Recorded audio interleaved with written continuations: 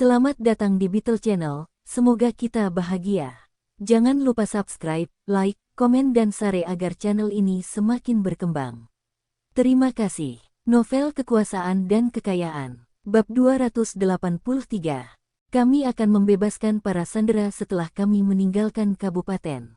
Cao Supeng memandang Siang Daova dan Xie Huilan. Keduanya mengangguk, dan dia berkata, "Kami menyetujui permintaan Anda." Liang Chengpeng menyela, "Mari kita lihat para sandera lainnya. Kami ingin memastikan semua sandera aman," kata perampok bersenjata. "Jangan coba trik lain. Kami tidak akan membiarkan Anda melihat para sandera. Pergi dan ambil kendaraannya sekarang." Dari pembunuhan perempuan dan anak laki-laki tadi malam, para penjahat ini kejam dan sangat licik. Liang Chengpeng harus menenangkan mereka terlebih dahulu. Dia menoleh ke petugas dan menyuruh mereka menyiapkan bas untuk para penjahat sebelum menggunakan pengeras suara lain. "Saya telah meminta anak buah saya untuk membawa kendaraan itu." Perampok bersenjata itu mengangguk. "Bagus. Aku akan memberimu waktu 10 menit. Liang Chengpeng mengerutkan kening, 10 menit saja tidak cukup. Kami harus kembali ke garasi kami untuk mengambil kendaraan. Dan dari perampok bersenjata memotongnya. "Saya tidak peduli metode apa yang Anda gunakan, 10 menit. Jika kita tidak melihat kendaraannya dalam 10 menit, gadis ini akan mati. Pikirkan baik-baik." Tiba-tiba terdengar seseorang berteriak dari luar sekolah. "Hong Hong, Hong Hong." Gadis kecil di jendela kelas mendengar seseorang memanggilnya dan mulai melambaikan tangannya. Dia menangis. "Bu, ayah, selamatkan aku." Seorang wanita di gerbang sekolah mencoba menerobos beberapa petugas polisi. "Hong Hong, Hong Hong, ayah akan datang untuk menyelamatkanmu. Jangan takut." Seorang pria bermata merah mendorong seorang petugas ke samping. "Pergilah, biarkan aku masuk." Berita tentang para pelarian yang memasuki Nanliu Junior dan menyandera para siswa telah menyebar. Banyak orang tua yang khawatir bergegas ke sekolah untuk mencari anak-anak mereka. Mereka yang tidak dapat menemukan anaknya berkerumun di gerbang utama sekolah. Beberapa kerabat guru juga ada di sana. Suasana kacau dan semua orang berteriak memanggil anak-anak atau kerabat mereka. Para sandera di gedung sekolah mendengar orang tua mereka memanggil mereka dan berteriak, "Itu suara anakku. Anakku ada di dalam. Lei Lei, ibu ada di sini. Niu Niu, apa kamu di sana?" Liang Chengpeng takut orang tua dan kerabat di luar akan membuat marah para penjahat. Ketua Dong Suebing segera memimpin petugasnya untuk memblokir pintu masuk sekolah dan menghentikan semua orang untuk masuk. "Tolong tenang. Saya memahami perasaan Anda semua, tetapi ini darurat. Tolong berhenti berteriak, dan polisi akan berusaha semaksimal mungkin untuk menyelamatkan anak-anak Anda." Seorang wanita tiba-tiba berlutut dan menangis. Tolong selamatkan anakku. Hicks, anakku baru berumur 10 tahun. Lebih dari selusin orang tua dan anggota keluarga menangis di luar sekolah.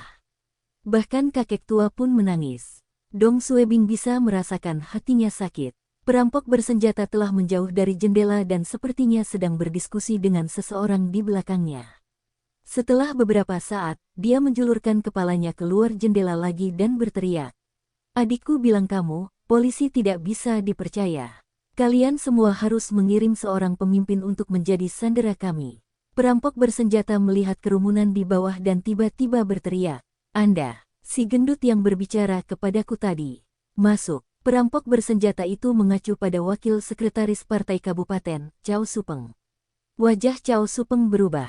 Dia tidak menyangka para penjahat akan menerima permintaan ini. Liang Chengpeng menarik Cao Supeng. "Sekretaris Cao, kamu tidak boleh pergi." Cao Supeng juga tidak mau pergi. Dia tahu peluangnya untuk bertahan hidup rendah jika dia memasuki gedung sekolah. Para penjahat akan menyandera dia sampai menit terakhir. Bahkan jika mereka berhasil melarikan diri, mereka juga akan membunuhnya. Liang Chengpeng yang menariknya kembali telah menyelamatkannya dari rasa malu, dan dia bersyukur. Jika dia bersikap ketakutan di depan semua orang, komite partai daerah akan dipermalukan olehnya. Siang Daova marah. "Di mana kendaraannya? Beri mereka kendaraan untuk menenangkan mereka terlebih dahulu." Perampok bersenjata di lantai atas menjadi tidak sabar, dan mengencangkan cengkeramannya di leher gadis kecil itu. "Hei, gendut, cepat naik ke atas. Saya beri waktu 3 menit, atau kami akan mulai membunuh para sandera." Wanita di gerbang sekolah menangis. Hong Hong, jangan bunuh putriku. Kumohon, aku mohon padamu. Ayah Hong Hong memandangi para pemimpin daerah dan berteriak, selamatkan putriku. Cao Supeng menjadi pucat. Saat ini, dia harus mengatakan sesuatu.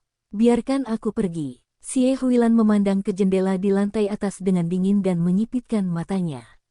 Hati Liang Chengpeng tenggelam. Penjahat ini lebih licik dari yang dia duga. Jika dia tahu mereka akan mengajukan tuntutan ini, dia akan memindahkan pusat komando sementara ke belakang kendaraan polisi dan tidak akan pernah membiarkan para pemimpin daerah berbicara dengan para penjahat. Dia takut keadaan akan menjadi lebih buruk dan tahu dia harus melindungi Sekretaris Partai Siang, Wakil Sekretaris Partai Cao, dan Wali Kota Xie. Ketua Hu, kirim Sekretaris Partai Siang dan Wali Kota Xie keluar. Siapkan pusat komando di luar. Hu Yiguo melangkah maju. Sekretaris Siang, Wali Kota Xie. Siang Daofa berbalik dan menatap Liang Chengpeng. Para sandera belum diselamatkan. Saya tidak akan pergi. Liang Chengpeng tidak yakin apakah Sekretaris Siang mengatakan ini dari lubuk hatinya, atau dia berpura-pura. Dia hanya tahu bahwa jika para penjahat berubah pikiran dan ingin Sekretaris Partai Kabupaten menjadi sandera dan dia menolak, para sandera mungkin akan dirugikan. Hal ini tidak akan berdampak baik bagi nama baik daerah. Ini tidak boleh terjadi. Itu sebabnya Sekretaris Siang dan Wali Kota Xie harus meninggalkan tempat kejadian. Ketua Hu, ayo cepat. Hu Yiguo membuka pintu mobil dan ingin mengundang Sekretaris Siang untuk naik. Tapi Siang Daofa mendorongnya menjauh. Hu Yiguo berpikir dalam hati. Berhenti berpura-pura dan pergi. Namun karena pangkat Siang Daofa, dia tidak berani menggunakan kekerasan untuk memaksanya pergi. Siang Daofa berada dalam dilema. Xie Huilan masih berdiri kokoh di sana dan tidak berniat meninggalkan tempat kejadian. Liang Chengpeng sangat marah. Ketua Dong, bawa mereka pergi. Dong Suebing, yang menjaga pengendalian massa, mendengar Liang Chengpeng dan memandang Sister Xie. Dia kemudian menoleh ke Siang Daofa dan berkata, Sekretaris Siang, ini terlalu berbahaya. Kamu harus segera pergi. Jawab Siang Daofa dengan tegas. Untuk sandera masih Dong Suebing mengabaikannya dan membuka pintu mobil. Dia meraih bagian belakang kerah Siang Daofa dan mendorongnya ke kursi penumpang belakang, mengabaikan teguran Siang Daofa dan menutup pintu. Dia kemudian membuka pintu kursi penumpang depan dan berkata, Wali Kota Xie. Xie Huilan mengamati Dong Suebing dan membuka matanya. Suruh Sekretaris Siang pergi. Saya akan tetap di sini untuk mengawasi. Dong Suebing meraih lengan Xie Huilan, tanpa mengucapkan kata pun. Wajah Xie Huilan berubah. Apakah kamu tidak mendengar apa yang aku katakan? Dong Suebing berhenti sejenak, tapi dia tidak punya waktu untuk berpikir lagi. Dia mencoba menarik Xie Huilan, tapi dia mengelak dan menarik lengannya. Dong Suebing mengertakkan gigi dan memegang pinggang Xie Huilan dan menggendongnya. Dia menendang pintu untuk membukanya. Lebih lebar dan melemparkan Xie Huilan ke kursi penumpang depan. Semua orang terkejut dengan tindakannya, dan Dong Suebing menutup pintu. Pergi. Mobil polisi melaju keluar dari gerbang sekolah. Liang Chengpeng mengangguk. Di masa kritis seperti ini, Ketua Dong masih tegas. Dia menelepon Dong Suebing karena dialah satu-satunya yang tidak takut menyinggung para pemimpin. Seseorang harus secara paksa membawa pergi para pemimpin jika mereka mendapat masalah. 1 menit lagi. Perampok bersenjata tertawa. Berlemak. Apakah kamu tidak datang? Hong Hong, Hong Hong, bungkam. Saya ketakutan. Gadis kecil itu, Hong Hong, hampir terbawa keluar jendela dan bisa terjatuh kapan saja. Cao Supeng mengertakkan gigi selama beberapa detik dan berkata, saya akan datang sekarang. Jangan menyakiti sandera. Sekretaris Cao. Liang Chengpeng meraih lengan Sekretaris Cao. Cao Supeng menghela nafas dan menggelengkan kepalanya. Biarkan aku pergi. Kehidupan mereka adalah prioritas utama. Dia melihat ke jendela dan menghela nafas. Dia masih kecil. Cucu perempuan saya kira-kira seusianya. Cao Supeng terpaksa membuat keputusan ini dan tidak punya pilihan lain. Cao Supeng melihat ke langit dan tahu dia mungkin tidak akan kembali setelah memasuki gedung sekolah. Cao Supeng berjalan maju perlahan dengan langkah kaki yang berat. Tiba-tiba, sebuah tangan mencengkeram lengannya. Itu adalah Dong Suebing. Sekretaris Cao, jika kamu pergi, kamu akan dibunuh, dan itu tidak ada artinya. Cao Supeng gelisah. Tapi bagaimana dengan anak itu? Bagaimana dengan siswa lainnya di kelas? Dong Suebing ragu-ragu sejenak dan berkata, "Saya akan pergi." Cao Supeng tercengang. Liang Chengpeng dan petugas lainnya di sana terkejut dengan keputusan Dong Suebing. Dong Suebing tidak melihat mereka dan berjalan ke depan. Dia mengambil pengeras suara dari Cao Supeng dan berkata, "Dengarkan, kalian semua seharusnya melihat ukuran sekretaris Cao. Jika kalian membawanya saat kalian semua melarikan diri, dia mungkin akan meronta dan menyeret kalian semua ke bawah. Biarkan aku pergi bersama kalian semua." Perampok bersenjata memandang Dong Suebing dan bertanya, "Kamu peringkat berapa?" Dong Suebing menjawab tanpa berpikir, "Saya adalah Kepala Kementerian Pendidikan Negara." Dong Suebing tidak suka memakai seragamnya, dan dia sekarang mengenakan pakaian sipil. Tidak ada yang akan menganggapnya sebagai petugas dari keamanan umum dengan sosok kurusnya. Para penjahat telah mendengar orang lain memanggilnya Kepala Dong sebelumnya dan mengetahui bahwa dia juga seorang pejabat pemerintah. Ukuran Dong Suebing lebih aman daripada yang gemuk, dan bahkan jika Dong Suebing membalas, dia akan terlalu lemah untuk melakukan apapun. Perampok bersenjata berpikir sejenak dan berkata, "Suruh petugas polisi memborgolmu sebelum datang."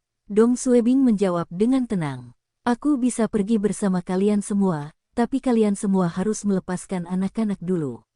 Perampok bersenjata itu mengerutkan kening. "Mengapa permintaanmu begitu banyak? Apakah kamu percaya bahwa aku akan membuang gadis ini keluar jendela?" Dong Suebing pandai berkata-kata, "Saya memikirkan kalian semua. Pikirkan tentang ini. Anda semua menyandera begitu banyak anak-anak, dan menurut Anda apakah polisi akan melepaskan Anda semua? Mustahil. Masyarakat tidak akan membiarkan kalian semua pergi. Polisi akan meminta penembak jitu untuk menembak kalian semua." Bersambung, terima kasih telah menyaksikan dan mendukung channel ini.